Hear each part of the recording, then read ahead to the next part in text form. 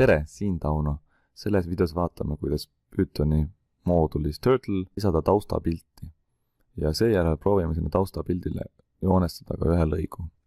Selleks kasutame sellist programmi nagu Tonni ja loome selle uue faili. Minul on siin juba üks uus fail loodud. Moodul Turtle kasutamiseks tuleks siis alati esimeseks reaks kirjutada from Turtle import tärn. Ja taustapildi lisamiseks tuleks siis kasutada sellist käsklust nagu bgpick sulgudesse jutumärkide vahele university.png.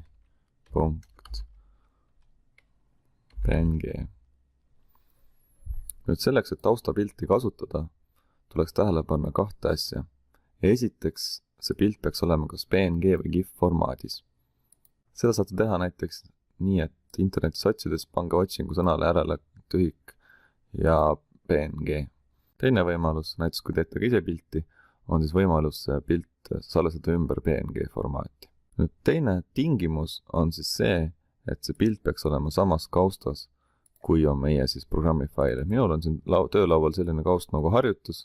Siin on mul olemas juba fail university.png, et ma salvestan ka selle faili sinna sama kausta. Fail, save as, panen talle nimeks kujundid, valin siit Pythoni failid ja save. Meil on näha, et siin kaustas on nüüd ka fail kujundid.py. Proovime, kuidas see töötab.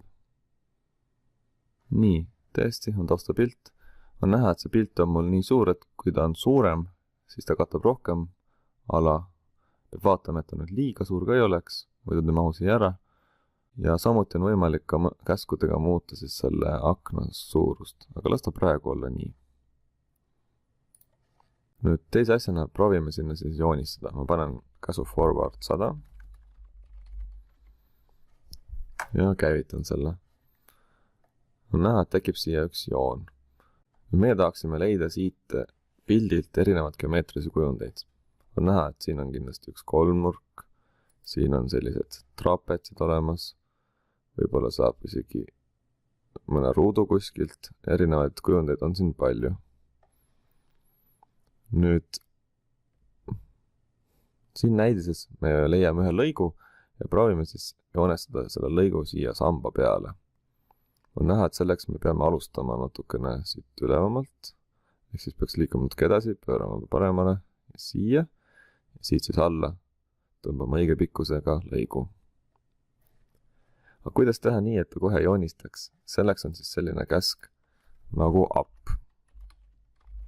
Up siis töötab nii nagu pastakaga kirjutades, et kui tõstate siis selle pastaka paberist eemale, siis saate pastaka uude kohta panna, ning kui downi käsk on, siis hakkab jälle joonistama.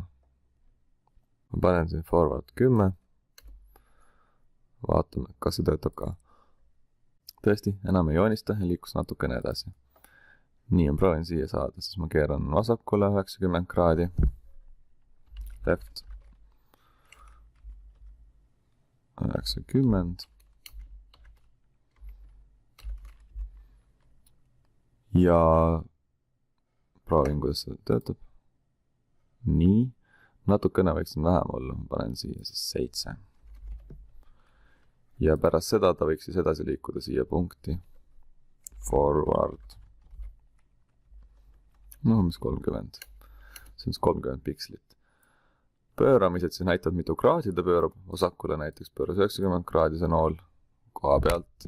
Ja forward näitab siis, mitu pikslit edasi liigub. Proovime, kuidas töötab. Nii, nüüd olengi siin samba otsas. Pöörame ümber. Right 180. Ja kui me oleme ümber pööranud, siis otse edasi. Forward 100. Nii proovime. Tundub, et on mingi viga tekkinud. Ja siin tekib viga, et name right is not defined. Tähendab seda, et ma olen selle vale pidi kirjutanud. Right. Proovime nüüd. Nii töötab küll. Aga selleks, et joonistada, siis oleks vaja siia vahele panna jälle see käsk down. Ja mulle tundub, et ma võiksin natuke rohkem ka edasi liikuda. Proovime nüüd seda programmi. No, peaaegu. Algus on väga hea. Siit võiks natukene vähem, pöörasime täiesti ümber, võiks natukene vähem, 2 kraadi võiks tagasi võtta. Panen siin right 78.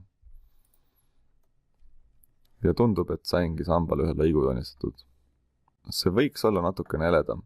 Selleks, et joone värvi muuta, saab kasutada sellist käsku nagu color. Paneme siia ette red. Siis saab ka värvikoodi panna, aga ma praegu kasutan siis neid lühisõnasid. Ja siis selle joone paksuse muutmiseks on selline käsklus nagu pen size. Sulgudes panen siis joone paksuseks 2. Proovime nüüd.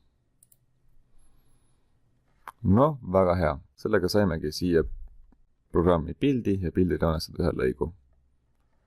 Lisaks tahtsin teile näidata seda, et on võimalik siia lisada ka kommentaare. Siis kui programm läheb pikaks, saab kasutada sellist asja nagu tärn ja siia kirjutada sellise rea, mis siis programmi tööd ei mõjuta. Näiteks ma kommenteerin, et nool liigub õigesse kohta ja siia enne seda kirjutan siis, et joonistatakse lõik.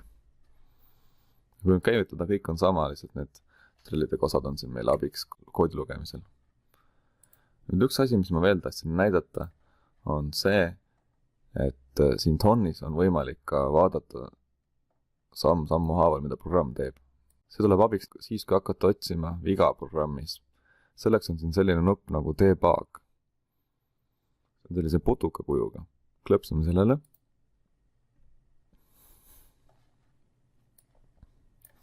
Ja nüüd saame siin sammhaaval seda programmi käivitada. Nii ma tõmban seda. Vahel ta kipub natukene kokku jooksma, sest et ta samal ajal seda debugib, aga ma usun, et meil töötab. Nii. On näha, et see käsk joonistas siin pildi ja nüüd tuleb siin see punane nool. Up. Liigub edasi, pöörab vasakule 90 kraadi, liigub edasi, nüüd pöörab ümber, nüüd hakkab joonistama ja nüüd joonistab. Näitan korra uuesti, klõpsad selle putuka pildile ja siis sammhaaval, võite siin vahepeal seda nihutada, sammhaaval saab vaadata, mis see programm siis teeb. Kui te nüüd tahate selle pooleli jätta, siis siin on stop-nupp, kus saab ära lõpetada. Teie ülesandeks on nüüd leida ise üks pilt ja leida sealt erinevaid geomeetrilisi kujundeid. Võiks leida vähemalt 3 kujundit ja proovige siis leida ka natukene keerulisemaid kui lihtsalt lõike. Head katsetamist!